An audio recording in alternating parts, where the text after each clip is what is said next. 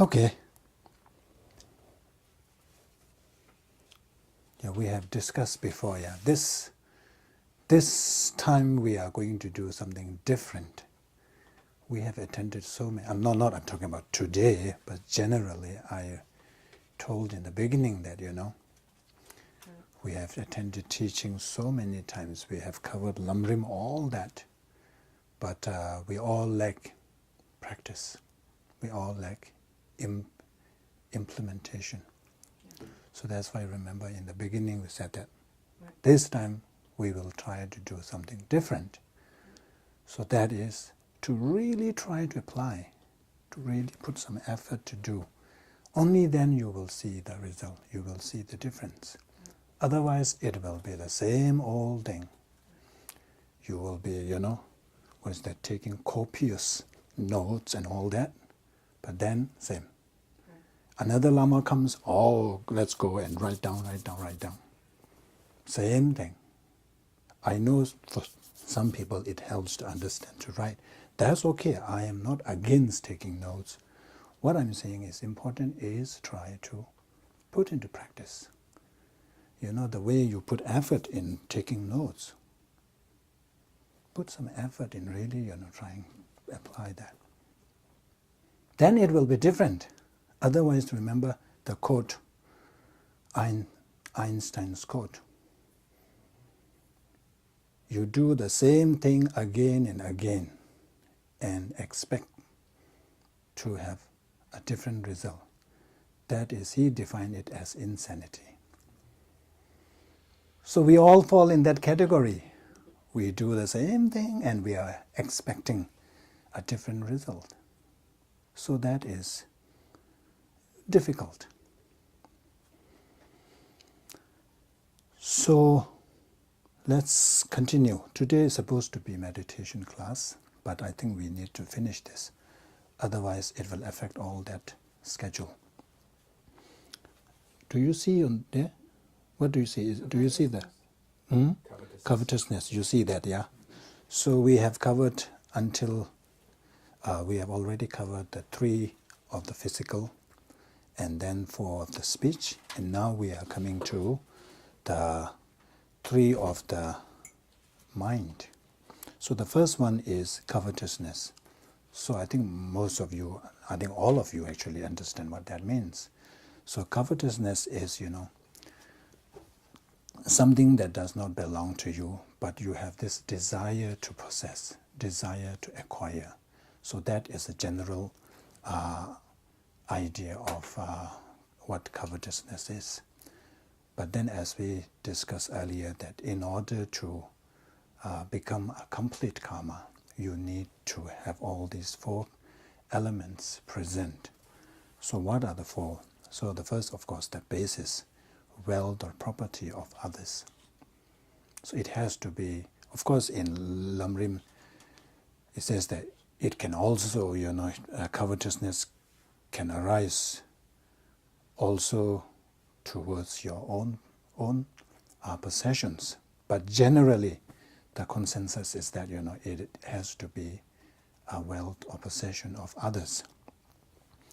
And then the thought, there are 3, the correct discrimination.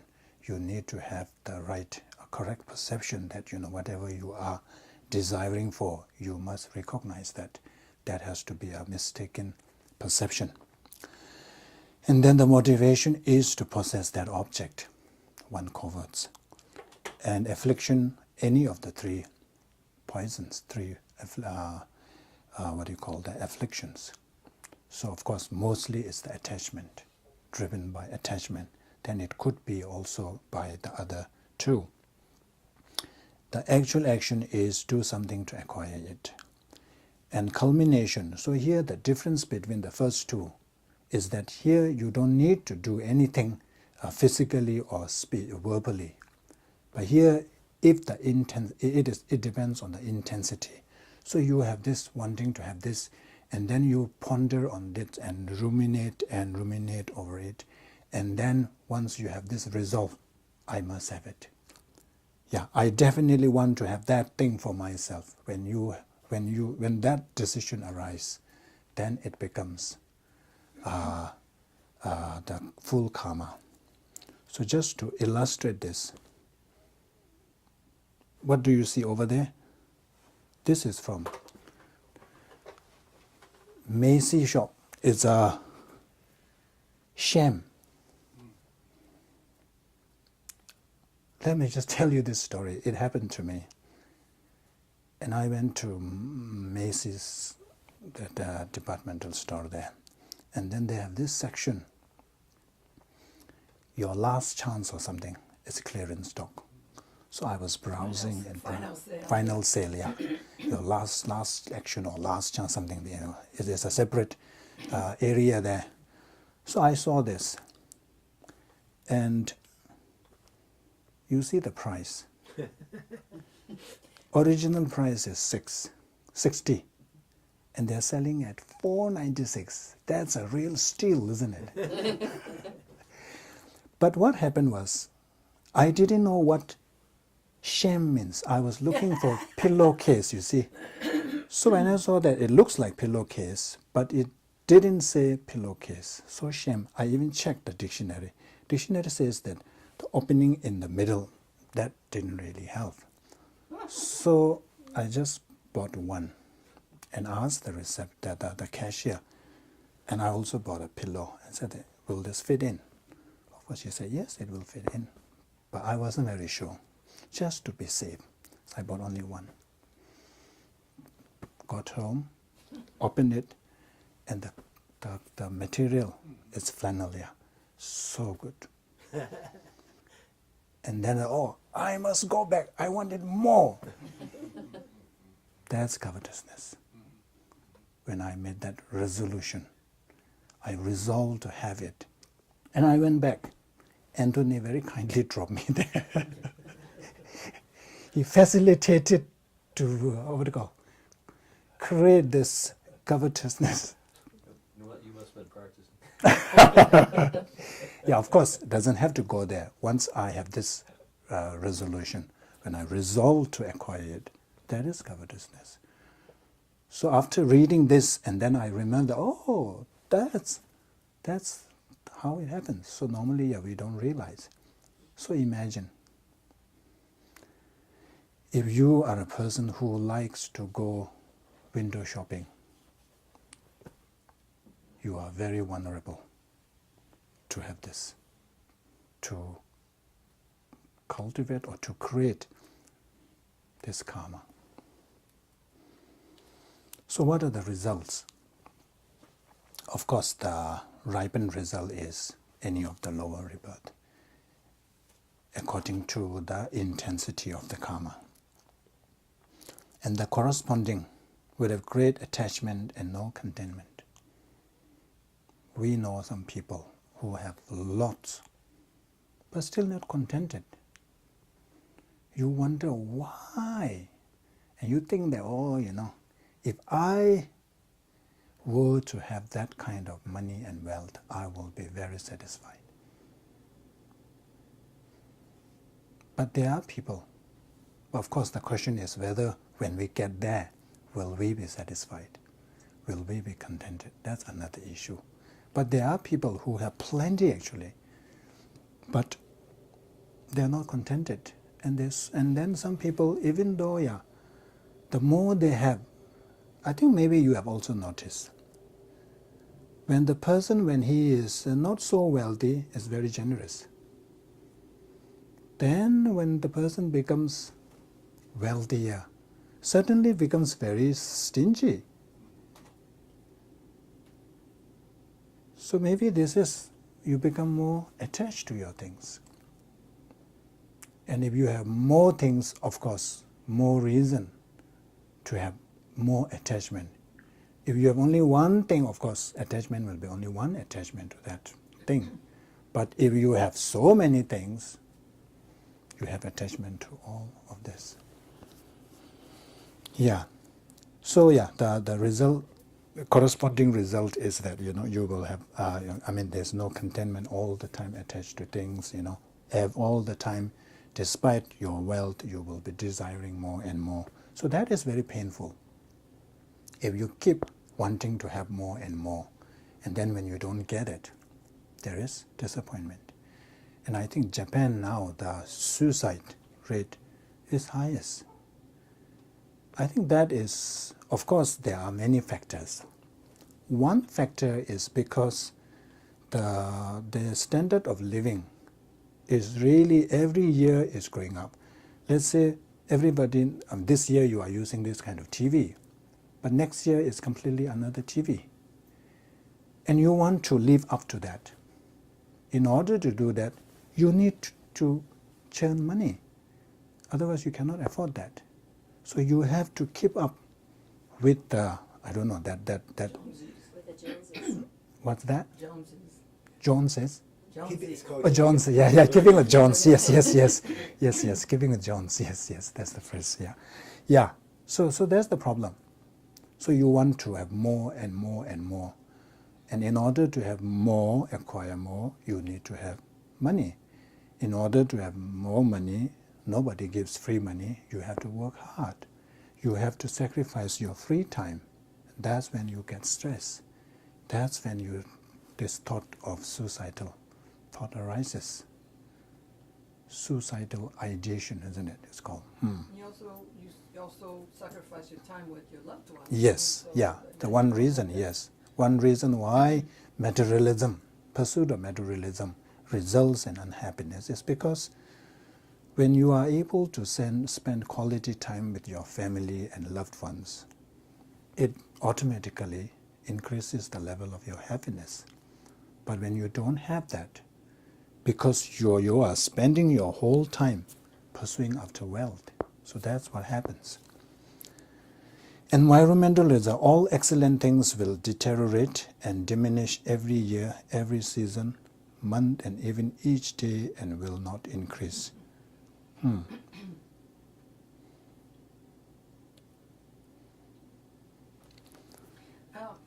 Rinpoche, may I ask permission to make a report under homework after all? May I? Cannot. Sure, please. I had spoken about mice. Okay. And what I had found is that trapping them was very time consuming because you had to check every day, because if you don't, then they will die there, and there you are. But you also have to take them away at least 2.5 miles. So that's a lot of, and I already worked really far from home. So I decided, okay, that's going to be my practice. So that's what I'll do. But then I discovered that there's electronic stuff. That it makes a sound that they don't like. So that's what I saved some money. I got some, and then I wait till I got paid again, and then I have some other ones, and it sends them away. It means you have to go somewhere else, my friends. So that's how. So I feel really good about this, because it was sad for me to I didn't want to harm them. Okay. So that's Yeah, so then the malice or ill intention. The basis, another sentient being. So it has to be somebody, a sentient being. You cannot, hold ill intention against a stone or rock or tree, You need to, it has to be a sentient being, another sentient being. And then the thought, correct discrimination, so it's same, the unmistaken perception, whoever the person you are, having this ill intention. And the motivation, of course, ill intention is to cause harm, desire to cause harm to that person. And affliction, of course, any of the 3 poisons, but mostly I think it is hatred. So normally you hold ill intention or malice against somebody you dislike. You have some disagreements, or your enemies. the culmination of the action resolves to go through the action of harming the other person. So you don't have to really cause actual harm, but as long as you resolve to cause harm, that is good enough to fulfill the complete karma. Rinpoche, so what is the karma associated with malice, thoughts of malice towards an object? You know, there's something that's in your way and you don't like it there and you get really angry and you kick it or whatever. It's not, there's no person there. Yeah, I but still understand. there's So there is, of course, there is malice, but it's not a complete karma. Not a complete. So either one of this is missing. If the karma, if the action misses one of these criteria is missing, then even though it is an action of malice, but it is not a full karma, so the result will be lighter. The results, the ripened result is same with the rest of the negative karmas, so birth in lower realms, and corresponding result is short-tempered. Would seek the unbeneficial or not seek the beneficial, and you would harm others or others would harm you. So it's a corresponding, yeah. So you have caused harm, so the corresponding result is that you will be harmed in the future. And the corresponding behavior is because you have this created the ill intention, so you become a short-tempered person. Some people, very easy to flare up. So those, we can say that we can suggest that, could be the result of malice, holding ill intention towards other people. And then environmental result will be born in the place where there are epidemics and infectious disease, where there are many people and animals who might cause harm. And I was just browsing each year how many people die from animal harms, and surprising. Every year there die so many people because of animals kill them, either insects or snakes or even cows and all that. Then finally we have wrong view. So wrong view is holding a view that denies the existence of something real. So for example, we say we believe that karma, there is concept of karma. So people who does not subscribe to that, there's no karma, there's no three jewels, there's no cause and effect. So these are wrong views. When you subscribe to that kind of concept that denies the existence of concepts such as karma, cause and effect, so that is wrong view. And then the thought, correct discrimination is believing that it is correct to deny things that actually exist. Of course, to that person, he is not denying something that exists, but he thinks that it is correct to deny the existence of karma. It is correct to deny the existence of cause and effect, or the life, rebirth and all that. And motivation, wanting to deny affliction, any of the three poisons, the actual action engaged in that wrong view. And the culmination of action when one makes a definite decision that such is the nature of things. So when you say, there is no karma, that is the reality. So when you resolve, when you make this decision that yes, there is no karma, that is the reality. So that's when you are engaging in wrong, that completes the wrong view.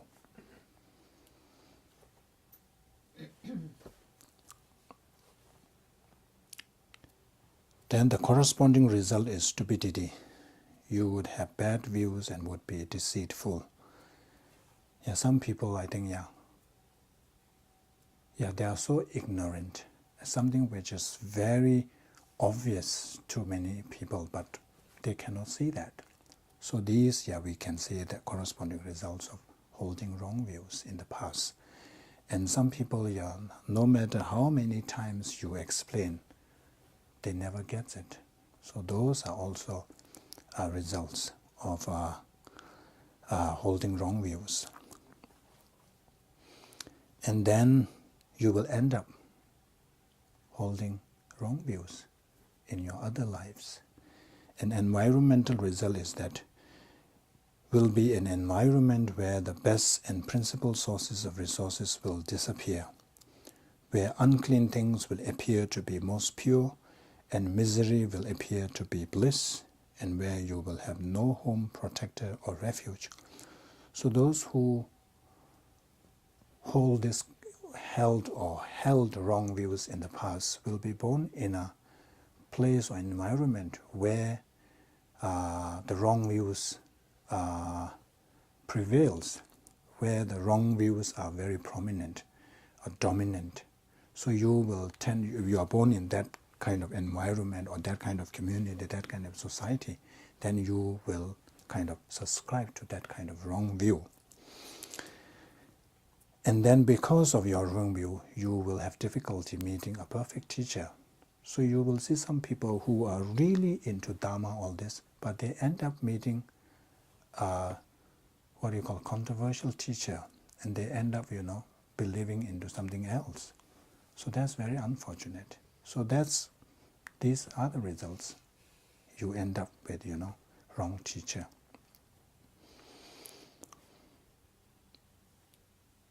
And then, of course, when it says no protector or refuge, so when you subscribe, when you are born in that kind of environment where you subscribe to wrong views, of course, there is no protection.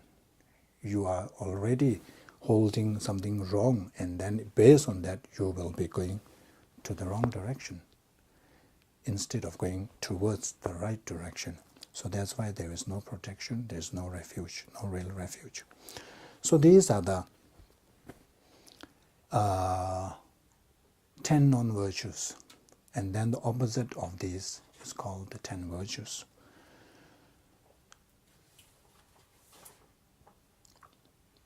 And then in Lamrim also it distinguishes about. Sorry to interrupt you. I was just thinking about, there's a very well-known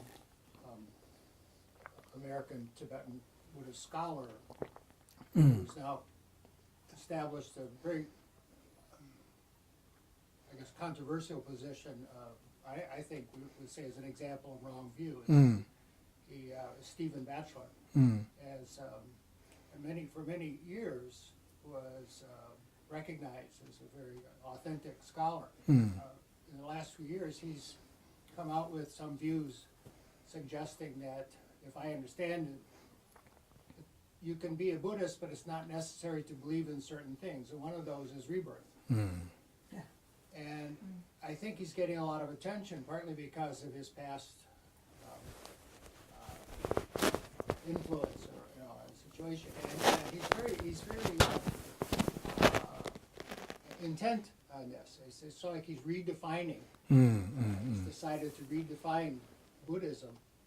And it's unusual because often I see this kind of thing happen with somebody who's either not really familiar with Buddhism or new to it, and tries to argue that, well, I don't see why you need this and so on. But here's somebody who's very influential doing this, and it's quite unfortunate, I think. Yeah, so it's very unfortunate for those who follow him, you see. Yeah, so if you say that, you don't need to believe or subscribe to this idea of rebirth, that means you are not Buddhist.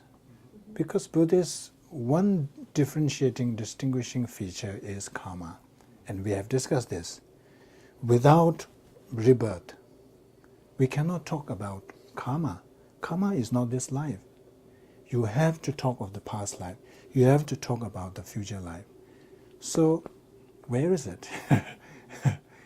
Yeah. So yeah. So that's why. So we have to make prayers to always meet qualified teacher. The other, just to extend, the other thing that becomes sort of obvious as you think of his implications is that if there's no rebirth, then there's also no reason to pursue enlightenment. Yeah. So the ultimate Yeah. So if there's meaning just of one your life, then is like, well, no what need. is it? So just pursue money and all that. Does it? Yeah. Well, it sounds like he's he's keeping, the view seems to be like more of a broad view, humanistic values, you know. No, if he says you and a secular approach, that's okay. So when you are secularizing the Buddhist principles, that is okay. You don't have to subscribe to that. It's based on just secular. Yeah, but if you say Buddhism, you can be Buddhist, but you don't have to subscribe to this. That's I think something doesn't fit in there. Okay, so now we are going to discuss a little bit about this heavy karma and light karma. So what are the karmas that are categorized or constitute as a heavy and what constitute as light karma? So first of all, we have those 10 non-virtues. So the 3 of the physical and 4 of the verbal. So those, it is like this. How to put it?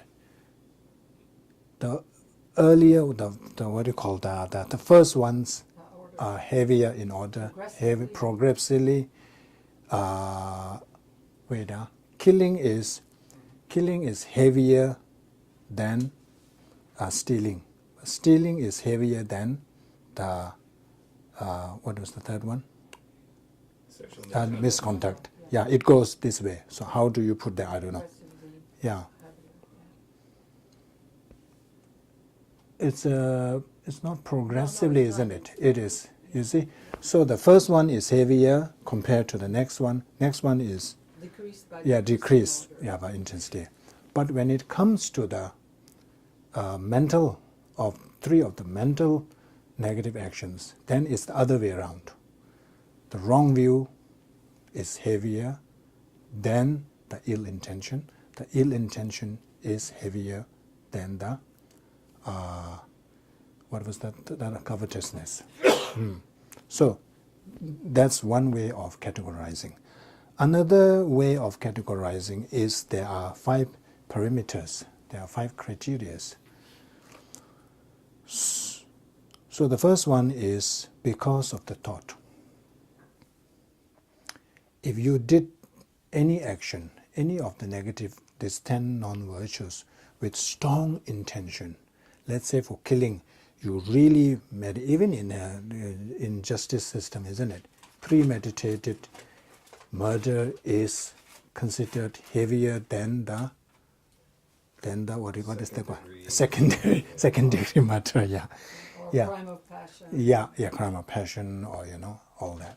So it's likewise, if you put so much, effort, intention, meditated, contemplated, then that becomes heavier than something you just do out of the blue or whatever. Yeah, that's the because of the thought, and then there's something called because of the action. It's how you engage in that action. For instance, killing. So you can kill an animal with just cutting the throat, but you can also torture the animal. You can skin the animal alive, and just in a very cruel way. So those killing with a cruel way is more is heavier than those just killing. And then something called the absence of an antidote. So if you are a person who never practice any Dharma, and if you continue engaging in negativities, so those negativities of those people tend to be heavier than those people who occasionally do some practice. That kind of lessens the heaviness. And then we have something called adhering to the wrong views. But those who do with wrong views, like animal sacrifices. In Nepal, every year they kill millions of cows and cows, oxen. It's they this believe that this is a offering to God. So if you do with, if it is something that is driven by wrong view, that becomes heavier. And then because of the object, so you have Buddha, Bodhisattva, and then other practitioners.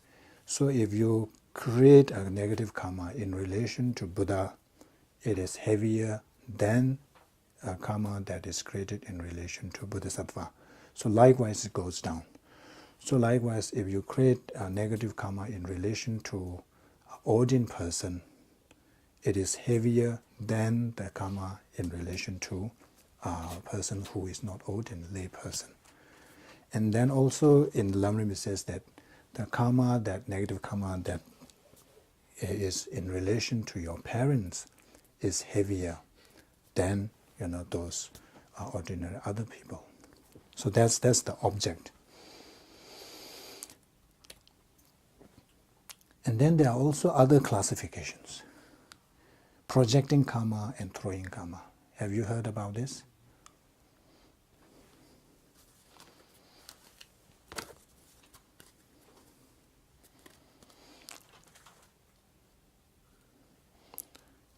Then completing karma, karma whose result will be definitely experienced, karma whose result will not definitely experience. So let's see what this is about, projecting karma and completing karma. So some karmas, let's put it this way, all the negative karmas are throwing karmas. It will throw you to lower realms. Did I articulate that? Okay, let's just, for a while, let's just put it this way.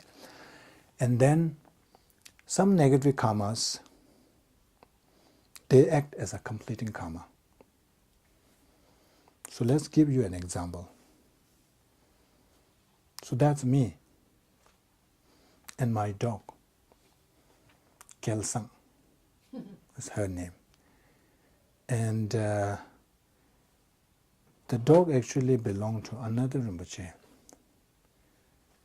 And this dog, for some reason, she took a liking to me. So every morning when the other Rinpoches have another building, Rinpoche lives in another building, and then I live in the monks' quarter. Every morning when Rinpoche opens the doors, she straight away runs to my place.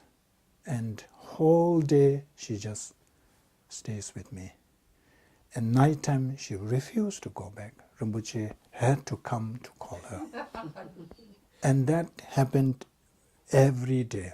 And Rinpoche was so tired of this. I said, okay, you keep it. That's how she came to be my dog. And this dog, of course I spoiled her. She only eats meat, fresh meat. Not fresh meat, cooked meat. Of course in Tibetan we don't buy those dog foods. We feed normal foods. But this one, she won't eat. Other dogs, if you have a little bit of meat, they will really, just so happy with that. Not this one. So she eats once a day, but that one is just meat. And even momoya, you know what momoya? The meat dumpling. If you give her the meat, momo, no. You have to peel open, and then she will just eat the meat, that's it. And then of course she sleeps in my room, on my bed. So even though born as animal, but really good life, isn't it? And I think it's same with the dogs here in America. If you compare the dogs in India, the lives of the dog, standard of living, let's put it this way, compared with American standard, wow, I was very surprised. I mean, it was a kind of a cultural shock. When I was in university, so university hosted this, it's not football, it's a rugby, I think it's a rugby, yeah. And then I went to just to support one of my classmates. He is the coach there, so just to support him, so I also went to watch that. And I was watching, I was just sitting there on the slope there. A family came with a trolley, a baby, and then of course they have this folded cushion, and which opens up to a big, what do you call it, piece of cloth. So I was just observing them. So they came, and then they have a dog with them, and they put that mattress there on the floor. And the first thing is call the dog, and the dog sat in the middle, center of that. And then the baby was put on. I was like, Tibetan was it, go the dog out. The baby will be at the center. And then there's a family. So a daughter came with hot dogs, bought 2 or 3. And then, of course, the dog gets to, they fed the dog first. I was observing all this. Oh, okay. Yeah, so you see, so these dogs, if you compare it with other dogs, very fortunate circumstances. So these, what we call is, even though they are projected by negative karma, because they are born in animal, but the circumstances, the conditions they have, is completed by positive karma. So positive karma completed, I mean, it facilitated all that good life. So that's with the animals. So that is what we call projected by negative karma, but completed by virtuous karma or positive karma. And then we have, this is just an example, we have people, even though who are born human, but their condition is worse than those animals. Look at this person, homeless person, and you see it's all snow there, and it's just wrapped with just one kind of sleeping bag. Must be so cold. And even if it's not snow, I was trying to pace up and down to get some exercise. So cold, I couldn't. I just did one and had to come back and imagine that person. So this kind of situation, we call that it is projected by positive karma, but completed by negative karma. And then we can also look at the situation in some countries where people are starving. People are dying from starvation. So even though they achieved human rebirth, but their condition is even worse than animal. So these kind of situation, we could say that they are projected by positive karma, but completed by negative karma. Yes. Question, and you were in Phoenix, and we had a lot of homeless that lived around us because we lived right in the city. And some of them that I would talk to chose to be homeless in the sense of, they said they could not live in an apartment or a structure, especially 2 brothers. And they said, no, we like being out, we do not want to be confined, we choose this. And even with, so how would you look at their completed, since they're choosing this and it's not just happening? That also their, what you call the mental disposition, or what I'm looking for, this propensity. Yeah. It is also influenced by karma. Of course, if you deep down, who would like to, be a homeless person? Who would like to sleep in that kind of intense cold?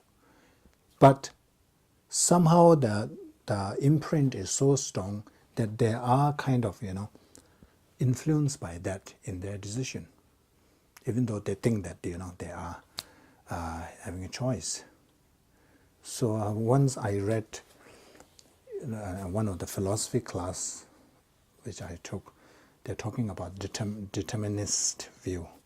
So I liked how they explain. It says that if you are in a house, you are in your room, but the house is locked. It's locked. So you remain in your house. You have full freedom. Until you try to walk out, you think that you have freedom. Free will. This is about on the free will. You have the free will. Because you don't realize that the door is locked. You don't realize that, you cannot get out. To you, it's like, oh, I am free, you see, I can do anything. But reality is the door is locked. You cannot really get out of this. So, maybe, it's not, we don't subscribe to this view, but generally, sometimes you feel that I have the freedom. This is what I am doing. But definitely there is an influence of your past karma. Yesterday I was visiting a family and there was a little boy there. It was about, he was 5 years old, and I was told that he had just been finally diagnosed as autistic, and the boy was kind of, he was agitated, but he was friendly, and he was really friendly towards me, and he came and sat on my lap a lot of times. And he was playing with a tablet, and there was a game in there in which he would repeatedly cause this little creature, fictional creature, to burn. And what he said repeatedly was I like hurting people. Yeah. And I thought of that propensity thing. And I talked to him a little bit about that, and not about propensity, but I said, if you hurt people, they're going to be mad at you and want to hurt you back, and he didn't have the capacity to process that. But here he was affectionate towards me, sitting on my lap, enjoying it, and repeatedly it was stuck on his brain, I like to hurt people. It was like, that's propensity. Yes. So that's why, of course, we say that, those video games, especially violent video games, is really, really bad. Yeah. And they make so much money out of this. Yes. And of course, research has repeatedly shown that, how video game influence aggressive behavior. So there is a positive correlation between, engaging in violent video games and violent behavior. So that is, but the sad thing is, nowadays, even in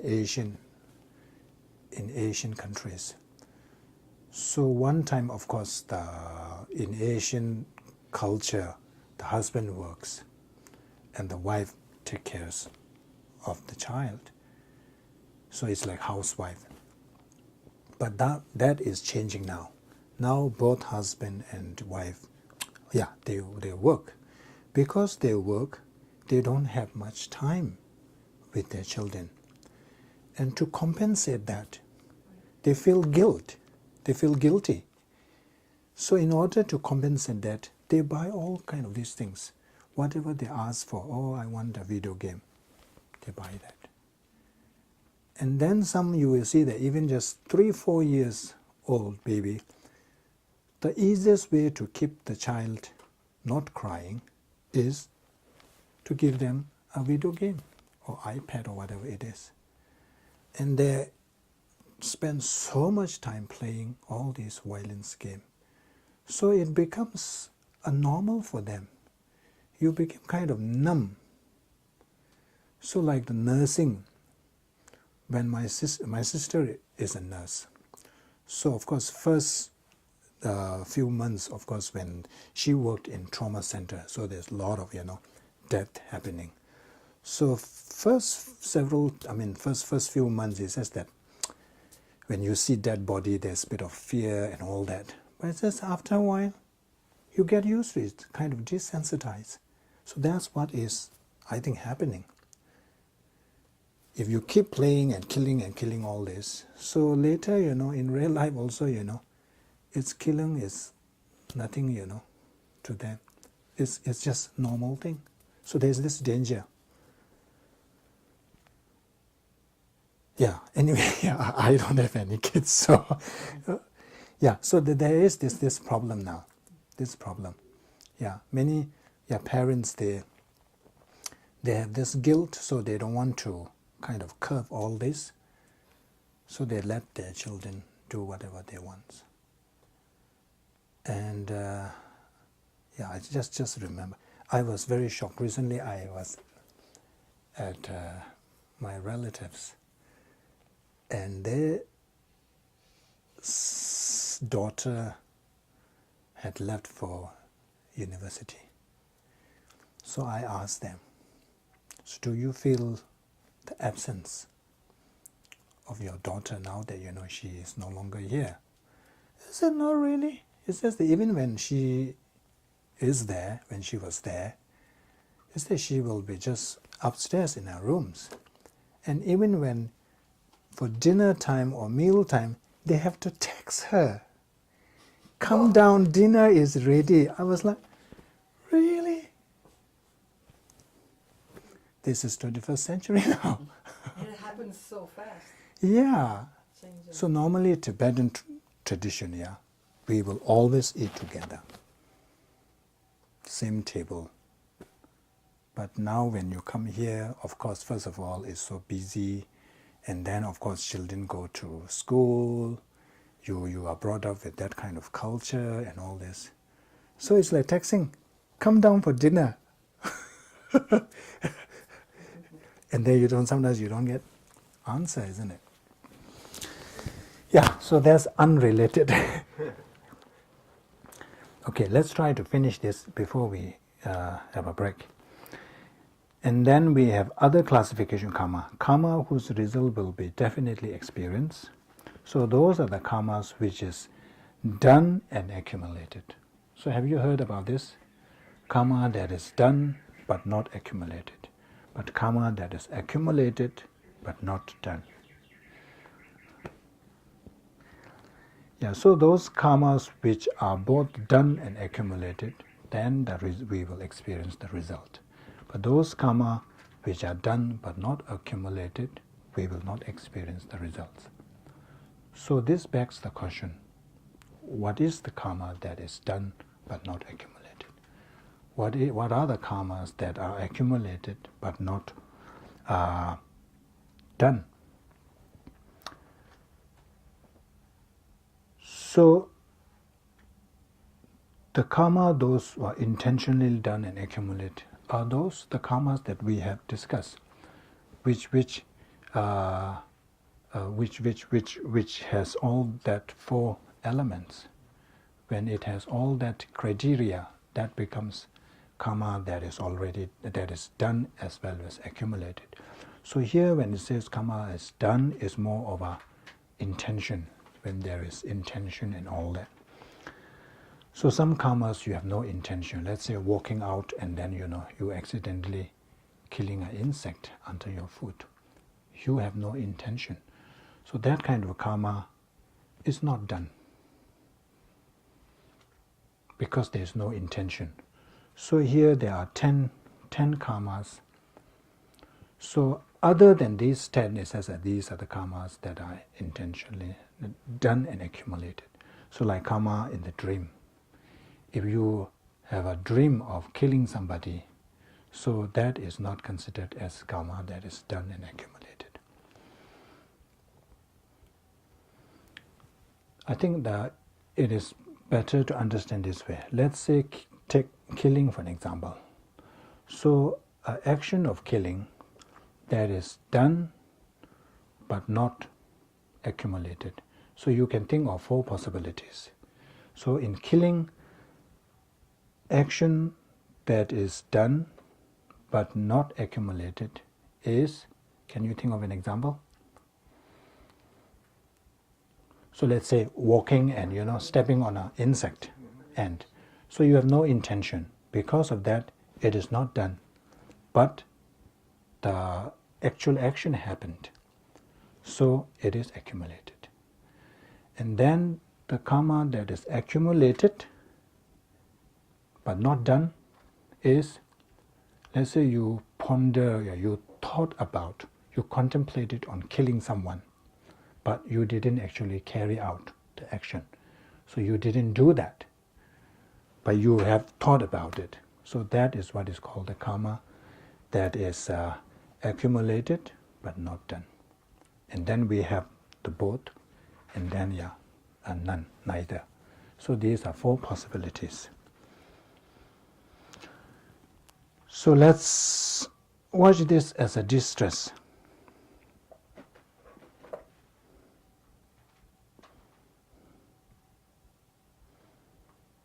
Sound, please.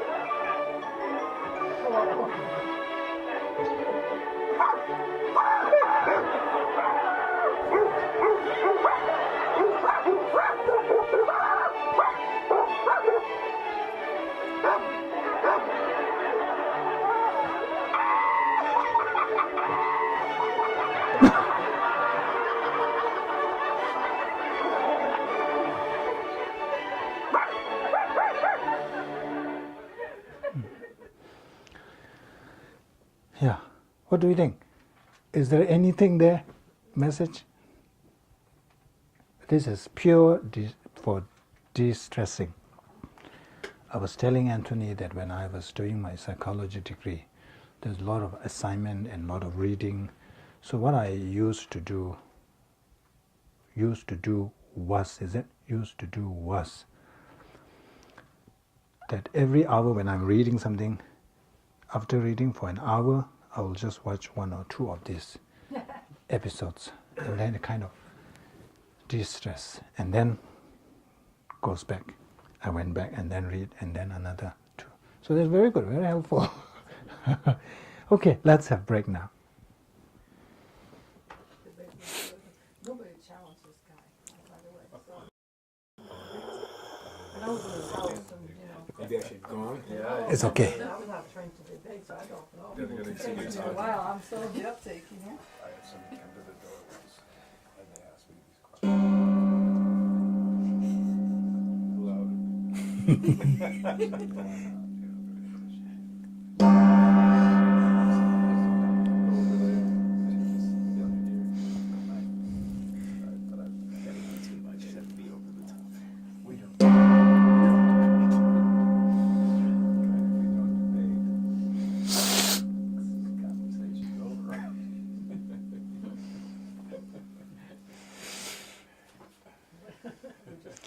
Ken had his happiness dose.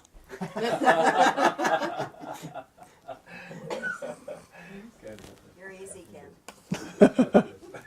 Thank you. Oh, yeah, makes sense.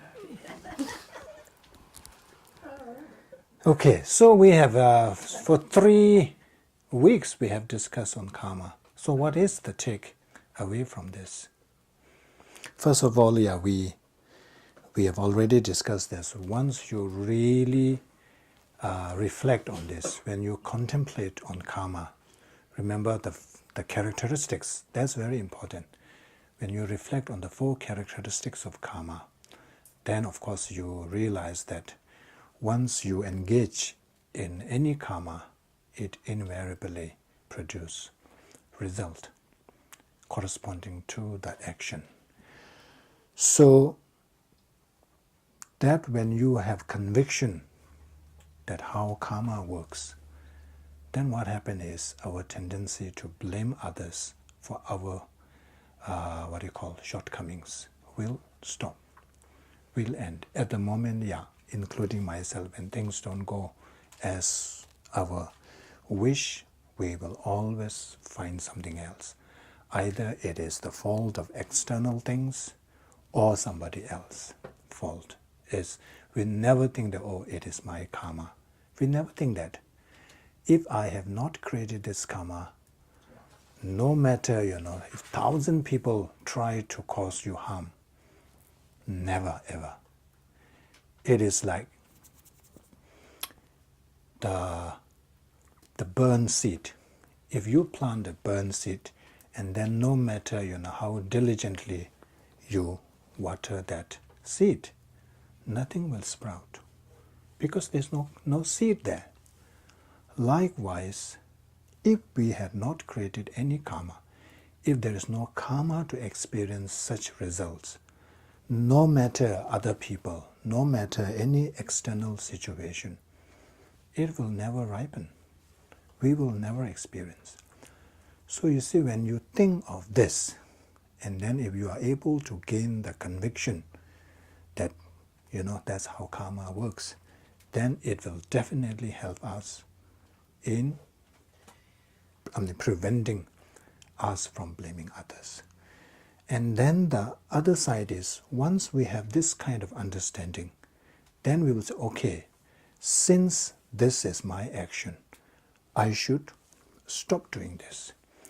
If I want to put an end to the results, I should also put an end to the cause. I should stop doing all these negativities.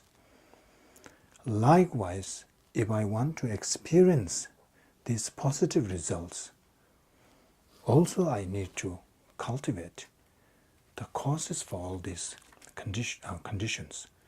So that's we have to learn from this. That's we have to keep reminding us, since we all want happiness and do not want suffering. So there's no other way other than cultivating the positive actions and not committing negative actions. That's the way.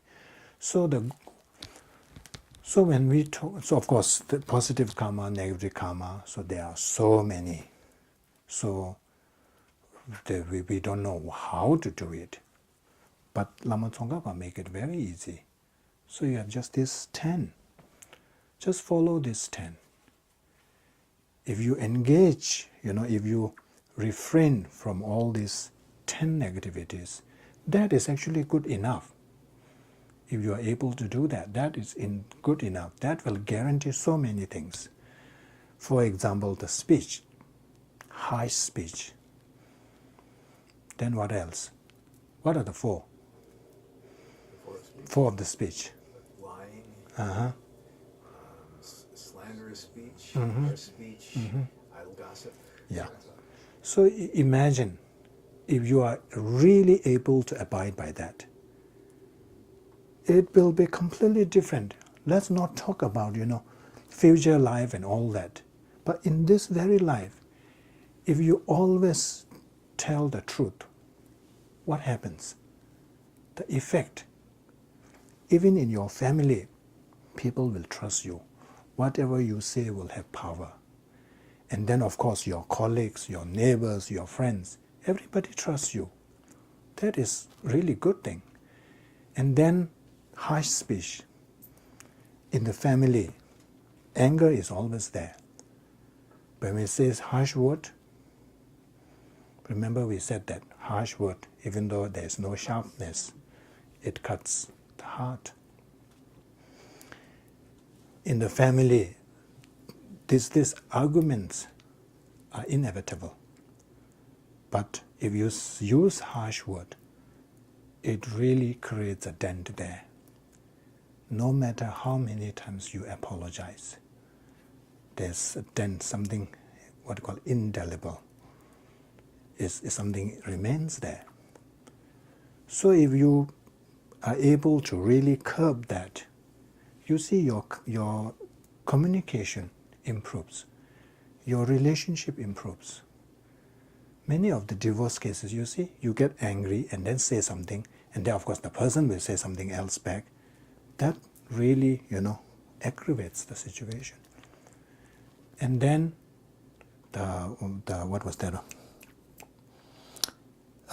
Divisive speech. If you engage in that, other people will not be your friend for long. Because person will read, oh, that person, better not associate. That person, oh, he talks bad about you. But if you are not like that, people will trust you. They will tell stories. They will become really good friends. So just in this life, you see, if you are able to abide by that, it is really good. But all this boils down to the resolution. For monks, we have taken all these vows, so many number of vows. So we don't have to do every morning, have this motivation. But for lay people who have not taken any vow in this kind of vow, so it is always helpful to have this resolution in the morning, to make this resolution, to resolve not to engage in this. You see, most of the days, we don't really engage in all of this. But if you didn't have this intention, if you didn't have that resolution, then what happens is, even if you don't do it, you don't get the benefit, you don't get the merit, you don't get the benefit of refraining from these actions. It's like tree and stones. They don't engage in all of these negativities, but they don't gain anything because they don't make the intention. So it is very important that every morning you make this intention.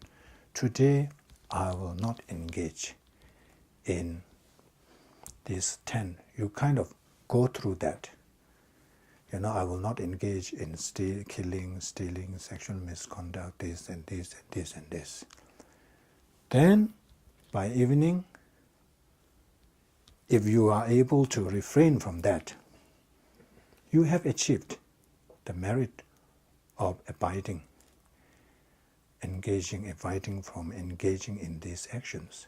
But if you don't have that resolve, if you haven't made that resolution, then even if you had not engaged in this, you will not get the benefit. So it is very important. It is all about mindset.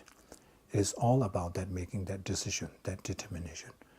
So in order to maximize the benefit, it is good to, every morning make this resolution. I want to say something here. It was helpful for me when I read that, I don't know exactly where I got that. Maybe you even mentioned it, but you don't do this, but what do you do then instead? And so it was suggested that we remain silent. Mm-hmm. And when I saw it, with my colleagues, it wasn't, it wasn't terrible and so on, but they said, aha, here it is.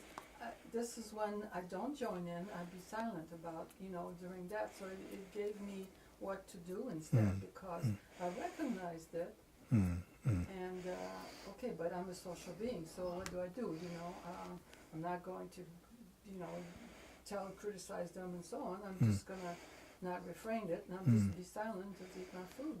So it was helpful to, and also yesterday Friday I was in a workshop on ethics. And one of the things that they have in their social work ethics is is not to criticize and unwarranted criticism of our colleagues. Yeah. So there it is. Yeah. So of course, the remaining silence is an action that you adopt, but of course you have to have it has to be preceded by this intention Right. to refrain from these actions. So that's very good. Yeah. And my godmother, she used to do that.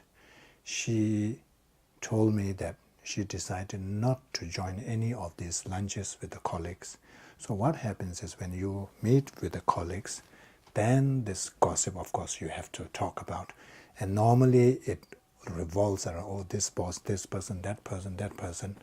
And then you feel that you're obliged to contribute to that, to the conversation. So then, yeah, you're engaging in criticism and gossiping and all this. So her principle is that don't go and have lunch with, your colleagues and all this. Yeah, so likewise you are saying that, to remain silent. That's why many practitioners remain silent, practice the silence. So that's a very good I excuse. finally understood that. I finally understood Yeah. that. So it's a very good excuse for you not to say anything. Oh, Rinpoche is in silent meditation. That's it. Well, I'm in silent meditation, yeah. So that kind of concludes the karma.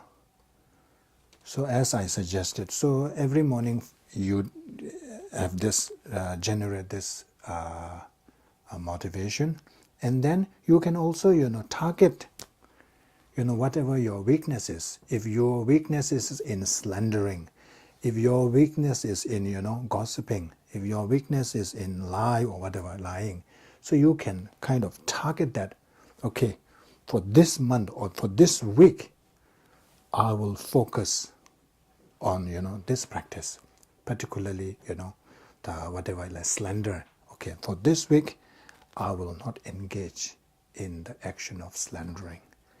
And then, yeah, you try. You do, of course, first few days, you wouldn't even remember. But in the evening, when you kind of revisit your day and, replay that, you will say, oh, I've engaged. It's okay. Okay, today, I forgot to do that. Tomorrow, I will try my best. And then if you do that, it becomes a practice. It becomes your habit. And then, yeah, they will come there, oh, I hardly engage. Today, I hardly engage in action, slandering action. So that's very good. So you can choose, to one of these and target. And when you think that you are able to curb a particular one, you can proceed on to the next one.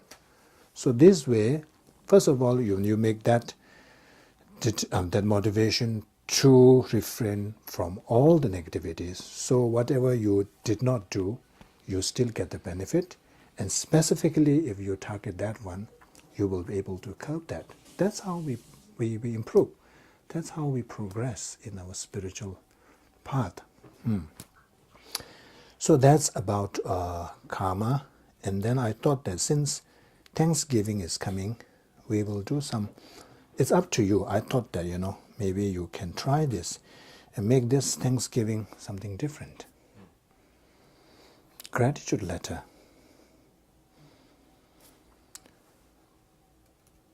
Gratitude is well researched now in psychology, especially in positive psychology.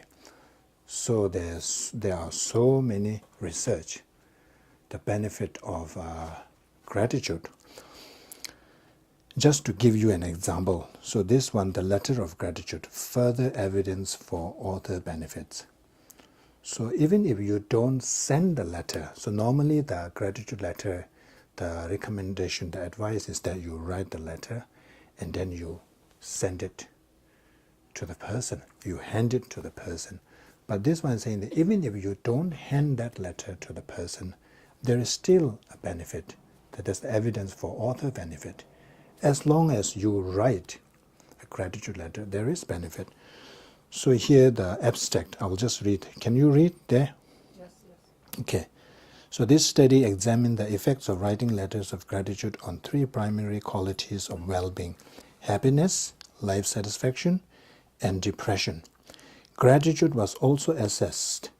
Participants include 219 men and women who wrote 3 letters of gratitude over a 3-week period. A two-way mixed method ANOVA with the between factor and what was the analysis was conducted. Results indicated that writing letters of gratitude increased participants' happiness and life satisfaction while decreasing depressive symptoms. So just for 3 weeks, over the 3 weeks they wrote 3 letters. And just doing that, it has increased the satisfaction of life, happiness, and reduced the depressive symptoms. So that's one research. And then another one, this is interesting in a sense that this is the latest one, is 2018, published in 2018. Does gratitude writing improve the mental health of psychotherapy clients? So normally the studies are conducted with healthy people. So in healthy people, it shows positive result. But now saying that if you bring in those who are having some issues like depression and all this, how does it work? Does it work or not? So that's what they wanted to try. And the result, what they did was the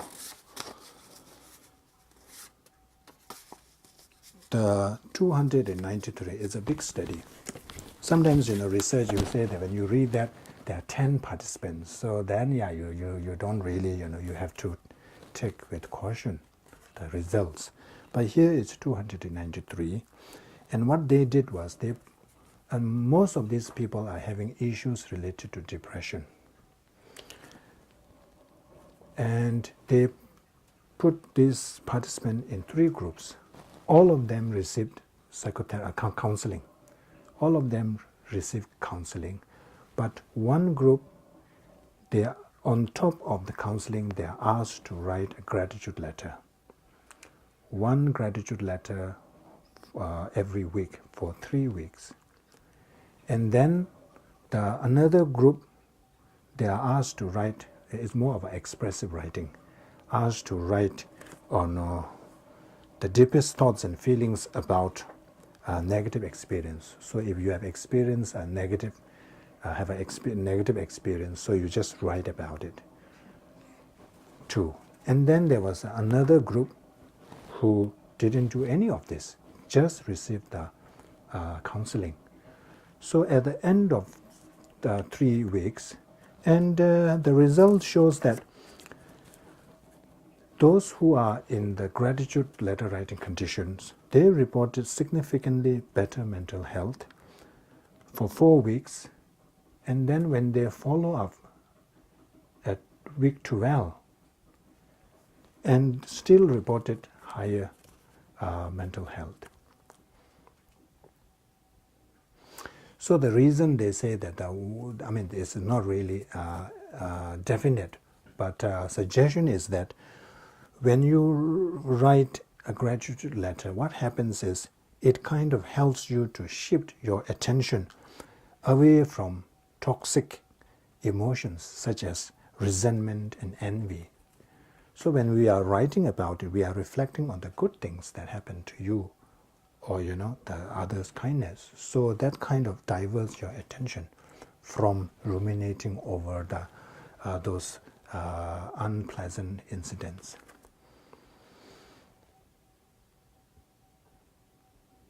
And also when you are focusing on that, it is harder to remember the negative experience. So they are postulating that maybe that's why they tend to have better positive mental health.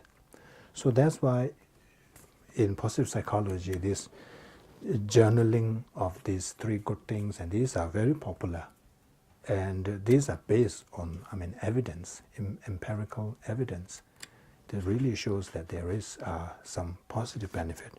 So I thought that maybe since there's still time, since you all are going to celebrate Thanksgiving, Normally the Thanksgiving is you have a turkey and all gather and have food, isn't it? Is that, or you do more than that? Generally the idea is We used to watch a football game. yeah, watch football game. It's more of a get together, whole family, that's one. But you can add something different this time, You can do a letter, gratitude letter. You choose any person. You choose a person, think back over the past several years. This is based on positive psychology's findings. So these are the instructions based on research. So it says, think back over the past several years of your life and call to mind. So this kind of aligns with Naikan. Remember, you're supposed to do the Naikan, you reflect on this person. So you can choose somebody who is coming for the Thanksgiving. And you can, not just one person, you can even choose to, several people if you want to. So the main thing is think back over the past several years of your life and call to mind a person who did something for you for which you are extremely grateful, but you have never expressed your deep gratitude. This could be a relative, a friend, a teacher, or colleague, or it doesn't have to be somebody who is coming to your house, somebody somewhere else, but you can always write. And so there are instructions, specific instructions to be effective. So there are these instructions. So the first thing is, write as though you are addressing this person directly.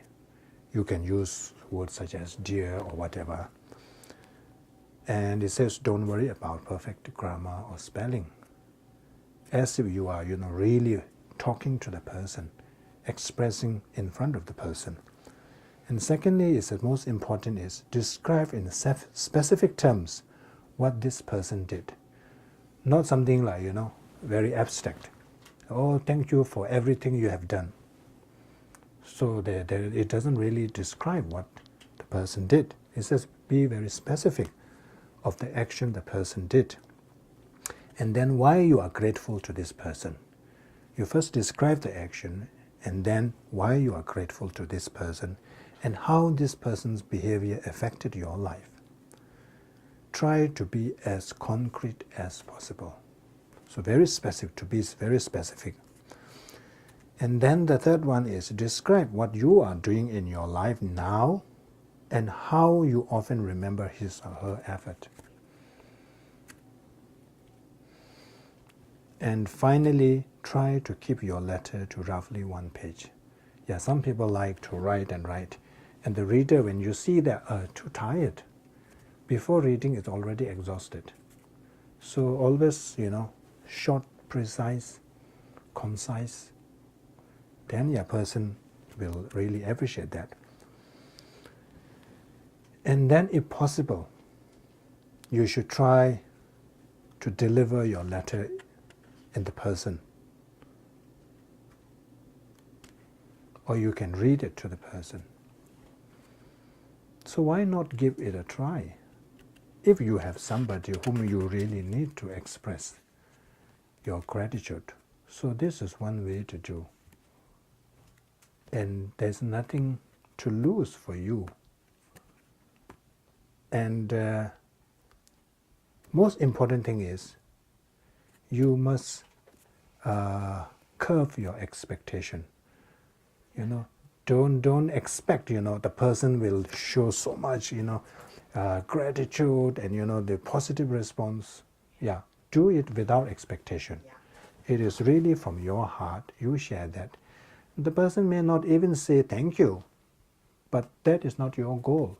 Your main goal is to really express how the person has been very kind to you. So that's important. Otherwise, this is supposed to bring happiness, and then you end up with, resentment and regret and all that. And then started to blaming me for making you do that. Yeah, so I thought that maybe you can do something different this time and then see. Who knows? So that's all for today. if you have any questions, yeah.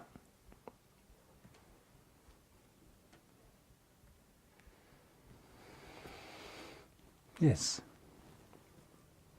I'm still confused about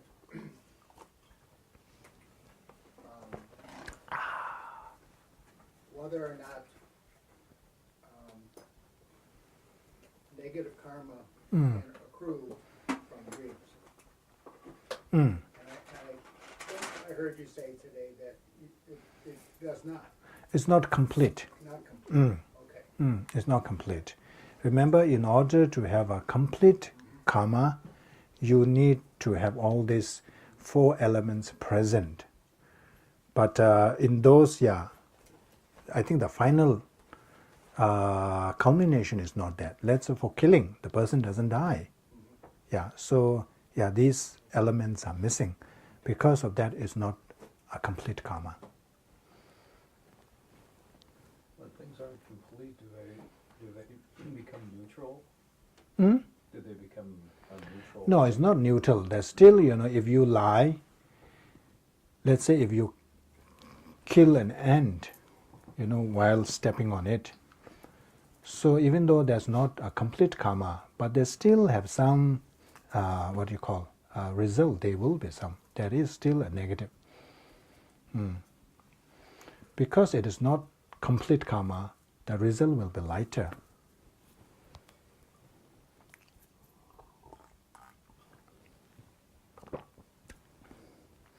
Yeah, karma normally has a lot of questions. Okay, if no question, then we will do the prayers. Begin with the mandala offering and then the concluding